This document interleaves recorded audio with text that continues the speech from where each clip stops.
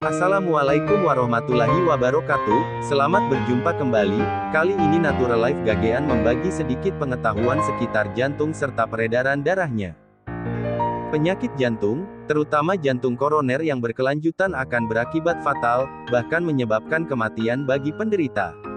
Mungkin kita sering bertanya-tanya, adakah tanaman obat yang dapat menekan atau mengendalikan penyakit yang mematikan ini? Berbahayakah? Penderita bila mengkonsumsi herbal dan obat anjuran dokter digunakan secara bersamaan, amankah penggunaan obat herbal untuk mengobati penyakit jantung, terutama jantung koroner? Obat herbal apa saja yang biasanya menjadi pilihan untuk membantu meringankan gejala penyakit ini?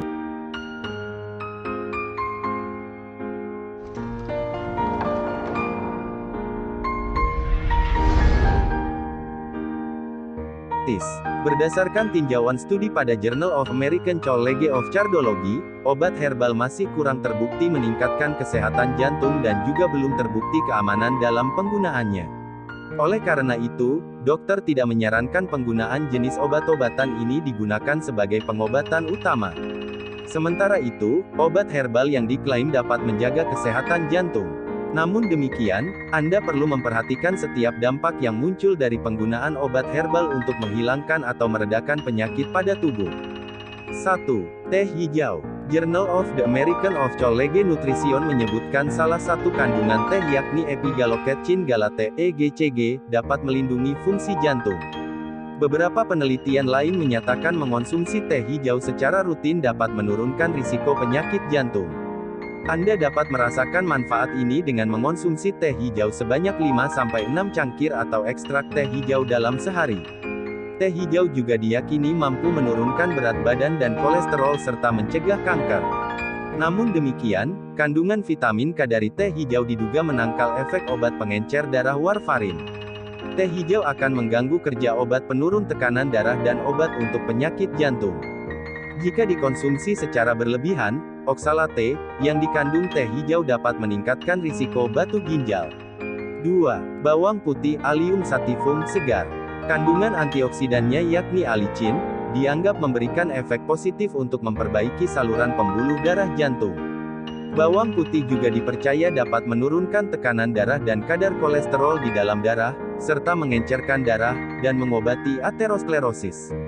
Ilmuwan percaya bahwa kandungan alisin dalam bawang putih berperan menjaga pembuluh darah tetap fleksibel dan melancarkan aliran darah.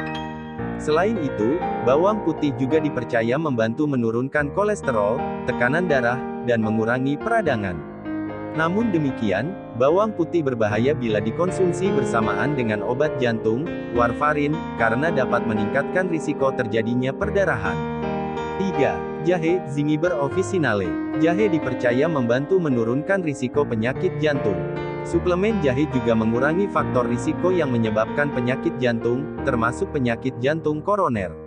Sementara itu, jahe sudah lama digunakan untuk mengatasi pusing, mual, batuk, hingga nyeri ketika menstruasi.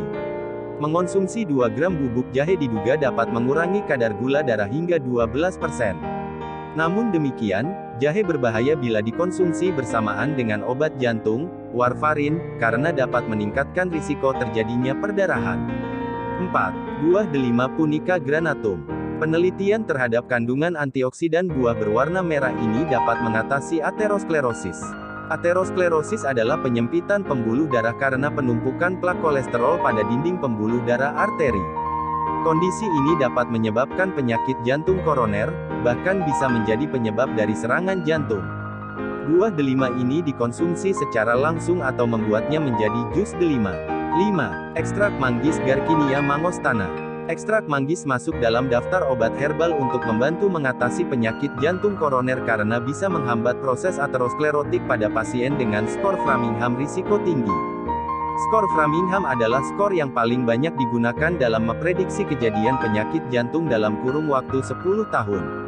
Berdasarkan penelitian, efek antiaterosklerotik ini didapat dari kandungan antioksidan yang tinggi pada manggis. Antioksidan masuk ke tubuh memerangi radikal bebas sehingga bisa mengurangi stres oksidatif dan peradangan di dalam tubuh. 6. Ginseng Panax sp. Ginseng sering dikonsumsi oleh orang yang memiliki faktor risiko terhadap penyakit jantung. Orang yang memiliki tekanan darah tinggi dan kadar kolesterol tinggi. Ginseng dapat mengembalikan aliran darah pada pembuluh darah di jantung bisa kembali normal setelah orang mengalami iskemia jantung. Namun, demikian, jika digunakan secara berlebihan, tanaman herbal ini dapat mengurangi efek obat jantung, warfarin, dan obat penurun tekanan darah golongan penghambat kanal kalsium. Oleh karena itu, keamanan dan efek samping obat herbal jantung tidak dapat diprediksi. Apalagi jika dikonsumsi bersamaan dengan obat jantung medis. 7. Herbal St. John's wort. Jenis obat herbal ini biasanya digunakan untuk mengatasi depresi, kecemasan, dan gangguan tidur. Namun, menurut beberapa penelitian, St. John's wort dapat mengurangi efektivitas obat antiaritmia digoxin, obat penurun tekanan darah, dan obat penurun kolesterol golongan statin. 8. Herbal ephedra, mahuang. Obat herbal jantung ephedra, mahuang, dapat menyebabkan stroke, serangan jantung, kejang, dan aritmia. Hal ini bisa terjadi pada orang dewasa sehat yang menggunakan produk ini untuk menekan nafsu makan atau menurunkan berat badan. Produk herbal yang mengandung ephedra juga dapat mengganggu kinerja obat jantung, seperti obat antiaritmia dan penurun tekanan darah. Kadang kala kita sering bertanya, apa sebenarnya penyakit jantung koroner itu?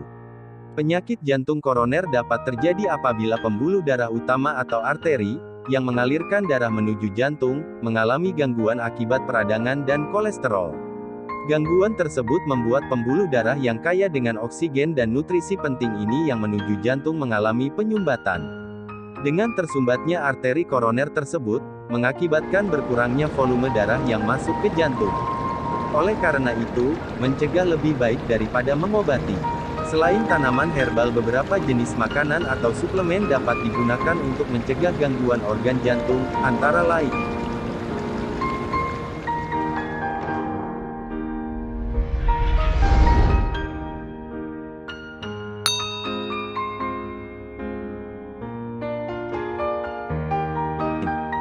Satu, Omega 3. Asam lemak ini dipercaya ampuh dalam mengobati peradangan, yang menjadi salah satu pemicu penyakit jantung. Selain itu, omega 3 juga mampu menurunkan tekanan darah, mengurangi kadar trigliserida, dan meningkatkan daya tahan tubuh. Sumber makanan yang kaya akan omega 3 dapat diperoleh jika mengkonsumsi ikan salmon maupun ikan kembung, kedelai dan minyak kedelai, kenari dan minyak kenari, serta minyak biji rami. 2. Fitosterol. Fitosterol, atau sterol tumbuhan, merupakan senyawa yang hanya ditemukan di tanaman, dan menjadi lawan dari kolesterol jahat. Zat ini dapat ditemukan di kacang-kacangan, polong-polongan, serta sereal gandum. 3. Vitamin D. Beberapa penelitian menyebutkan, rendahnya konsumsi vitamin D, meningkatkan risiko Anda terkena penyakit jantung. Sumber vitamin D antara lain udang, susu, telur, dan salmon, serta ikan tuna. 4. Vitamin K2. Vitamin ini dapat mencegah penumpukan kalsium di pembuluh arteri dan pembuluh darah lain. Makanan yang banyak mengandung vitamin K, antara lain kuning telur, keju, daging, dan susu sapi. 5. Ragi beras merah. Ragi beras merah dapat menurunkan kolesterol. Selain itu, makanan ini dipercaya mampu mengurangi pertumbuhan sel kanker. 6. Berhenti merokok. Rokok menjadi pemicu utama penyakit jantung, termasuk jantung koroner. Perokok memiliki kemungkinan 2 hingga 4 kali lipat untuk terkena penyakit jantung koroner. Konsumsi makanan yang sehat, sebagai pengganti disarankan mengonsumsi makanan kadar garam sedikit, rendah gula, serta menjauhi lemak trans. Lemak trans yaitu jenis lemak yang dapat menaikkan kolesterol jahat. Lemak jenis ini banyak terdapat pada berbagai olahan makanan cepat saji. 7. Olahraga secara teratur. Untuk menghindari cedera, berkonsultasilah dengan dokter sebelum Anda memulai olahraga, apabila terdiagnosis penyakit jantung koroner. Sementara itu penderita yang dirawat di rumah sakit, tim medis akan melakukan beberapa tindakan penyelamatan. Tindakan penyelamatan jantung koroner, yang dilakukan medis dengan memberikan obat-obat kimia untuk mengurangi rasa sakit dan memperbaiki pembuluh darah yang terganggu. Dokter mungkin merekomendasikan penggunaan obat-obatan, seperti obat penghambat beta blockers nitrogliserin, obat penghambat kanal kalsium dan obat penghambat enzim pengubah angiotensin. Pengencer darah, seperti aspirin dan clopidogrel untuk membantu mencegah pembekuan darah, Statin, seperti atorvastatin dan simvastatin untuk menurunkan kolesterol dengan membuang LDL dari darah. Obat penghambat enzim pengubah angiotensin S inhibitors, seperti captoril dan enalapril untuk mengatasi hipertensi. Angiotensin 2 receptor blockers ARB, seperti valsartan dan telmisartan untuk menurunkan tekanan darah.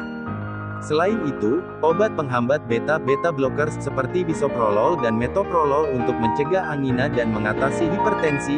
Nitrat, seperti nitrogliserin untuk melebarkan pembuluh darah sehingga aliran darah ke jantung meningkat dan jantung tidak memompa darah lebih keras. Antagonis kalsium, seperti verapamil dan diltiazem, untuk melebarkan otot di pembuluh darah sehingga tekanan darah menurun. Diuretik, untuk mengurangi kadar air dan garam dalam darah melalui urin. Bila obat kimia dengan resep tertentu tidak efektif untuk mengatasi penderita jantung koroner tersebut, dokter menyarankan menjalani operasi. Selain itu, operasi dapat juga dilakukan bila penyempitan pada pembuluh darah disebabkan oleh penumpukan ateroma. Beberapa metode operasi jantung yang dilakukan tim medis antara lain. Metode pertama, dengan prosedural pemasangan ring jantung. Pemasangan ring pada pembuluh darah jantung atau angioplasti koroner dilakukan dengan memasukkan kateter ke bagian arteri yang menyempit. Setelah itu, dokter akan memasang ring stent di arteri untuk mencegah penyempitan kembali. Dengan begitu, aliran darah dapat kembali lancar. Prosedur ini dapat dilakukan secara terencana pada pasien dengan gejala angina, atau sebagai tindakan darurat pada seseorang yang mengalami serangan jantung. Metode kedua, dengan cara prosedur bypass jantung. Prosedur ini dilakukan dengan mengambil pembuluh darah dari bagian tubuh lain, untuk ditempel, dicangkok ke bagian antara pembuluh darah besar aorta, dan arteri dengan melewati area yang menyempit. Tujuannya adalah agar darah bisa mengalir lancar melalui rute baru tersebut. Bypass jantung dilakukan dengan membedah dada pasien. Prosedur ini umumnya hanya dilakukan bila terdapat lebih dari satu arteri yang tersumbat. Metode ketiga, dengan prosedural transplantasi jantung. Tindakan ini dilakukan jika kerusakan jantung sudah sangat parah dan tidak dapat lagi diatasi dengan obat-obatan. Transplantasi jantung dilakukan dengan mengganti jantung pasien yang rusak dengan jantung yang sehat dari pendonor. Wassalamualaikum warahmatullahi wabarakatuh, semoga bermanfaat.